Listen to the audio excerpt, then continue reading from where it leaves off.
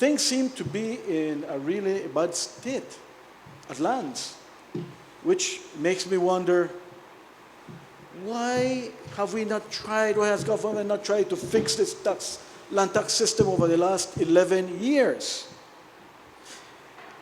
I agree with the Minister of Lands when he said at the previous House meeting that government can and will try to reacquire land in lieu of taxes. This from the Minister of Lands. Section 38 and 39 of the Land Tax Act makes provisions for that. Again, as my colleague mentioned, the law provides for reacquisition of land if taxes are not paid. And so then we are wondering, why is this not being done, so that then this land can be at least redistributed to those who really need first-time landowners. What if persons, our public service, our teachers, our police officers, our soldiers, our nurses, these are persons who really and truly, would want to and need to have a piece of land and they don't have.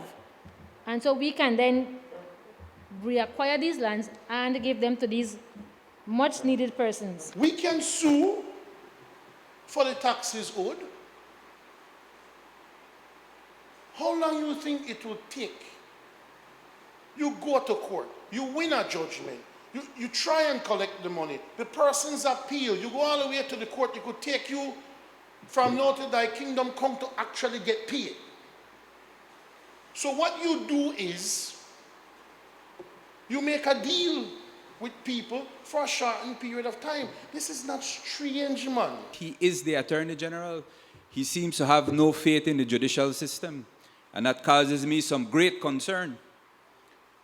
I don't understand how it would be easier in the same system to collect either 100% or 75%. There is no logic in that, Mr. President. And perhaps Senator Salas was not able to get the list, but I got the list. And the list deals with people, for example, who own 76,000 acres of land and who owe the government of Belize $10 million in taxes. You're talking about people who own 45,000 acres of land and who owe the government $6 million in taxes.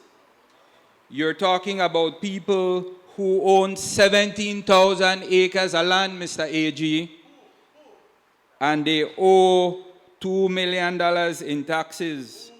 You're talking about people who own 2,180 acres, and they owe $2,500,000 in taxes. And so, Mr. AG, not only is your analogy wrong, but this legislation is discriminatory because it is aimed at big landowners. There are no small landowner in this country that can benefit from this, man.